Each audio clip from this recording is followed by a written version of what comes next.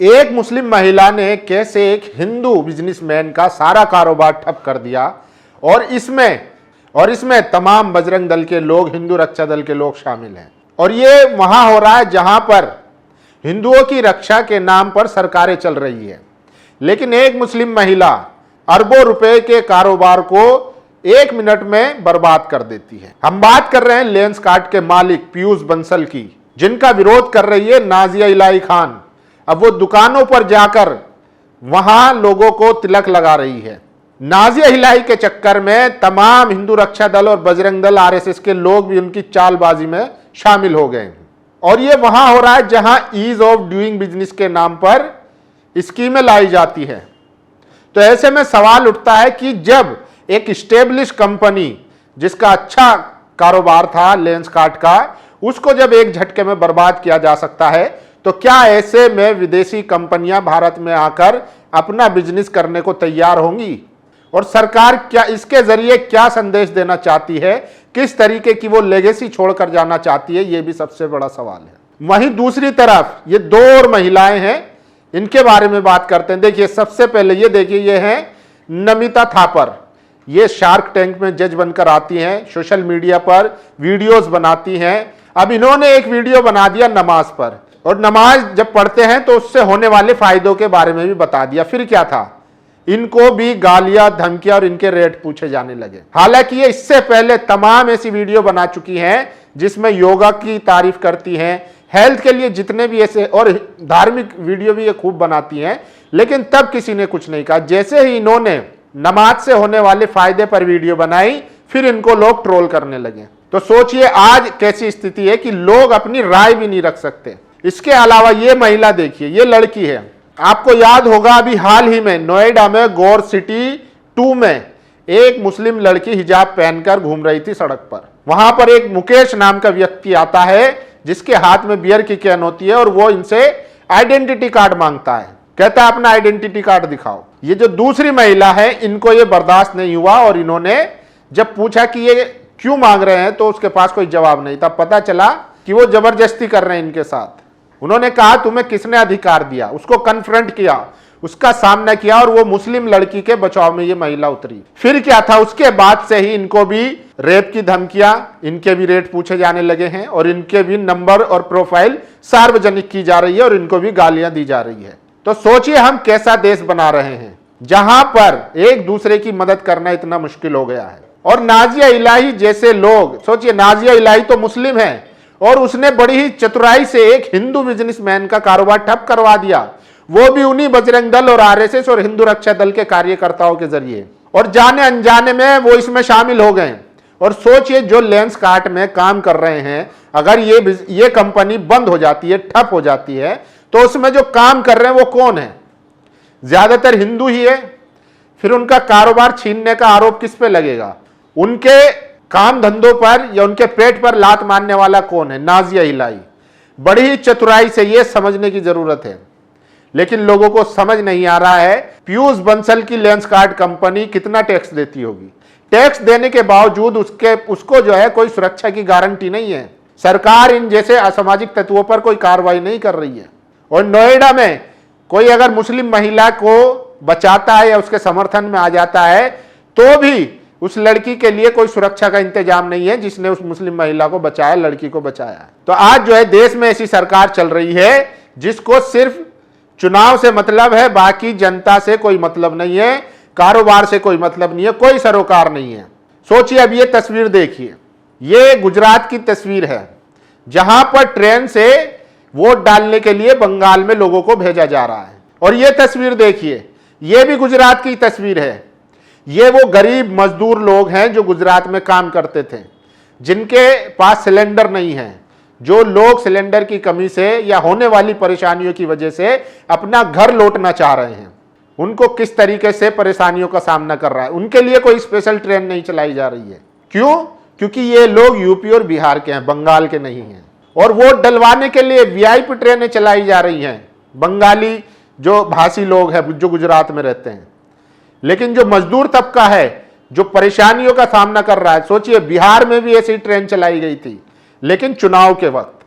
अब जब इनको जरूरत है सरकार की, तब इनको ट्रेन नहीं चलाई जा रही है।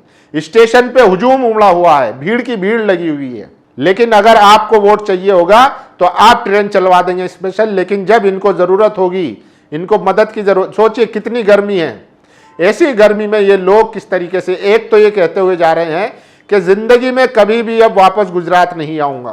पहली बात तो एनर्जी का संकट, गैस पेट्रोल डीजल की किल्लत, वो दिखाओ तो उस पर कार्रवाई, एफआईआर, मुकदमे, चैनल सस्पेंड।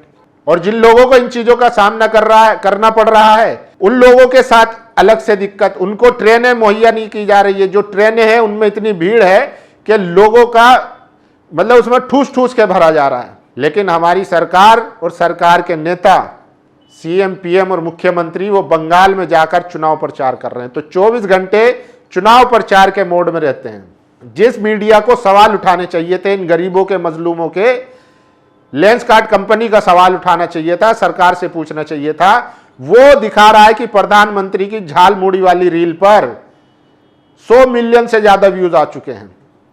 इसीलिए खुरपेच ने लिखा है कि इनको तो मैक्से से मिलना चाहिए, जिस तरीके की ये पत्रकारिता कर रही हैं। तो आप समझिए कि आज देश के हालात क्या है, और इस सब का जिम्मेदार अगर कोई है तो वो संस्थागत मीडिया है, वो जातिवादी मीडिया है।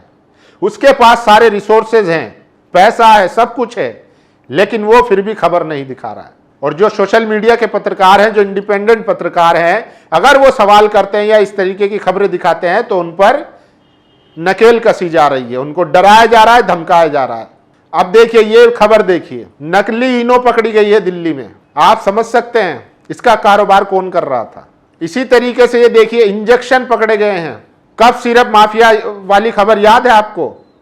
आज तक उनकी गिरफ्तारी या क्या हुआ उसका कुछ पता नहीं चला। लेकिन वहीं इस तरीके के जो 2 नंबर के फर्जी धंधे हैं, जो लोगों की जानों के साथ खेला जा रहा है, नकली इनो बनाकर बेचा जा रहा है, नकली इंजेक्शन बनाकर बेचा जा रहा है। एक इंजेक्शन की कीमत 14 से 15 हजार है। इसको बताया जाता है कि ये फैट कम करने, मोटापा कम करने में काम आता है। तो क्या कोई ऐसी संस्था है जो इनकी देखभाल कर रही हो, इनको रोक रही हो, इनको पकड़ रही हो, या सिर्फ आंख मीच कर सब हो रहा है?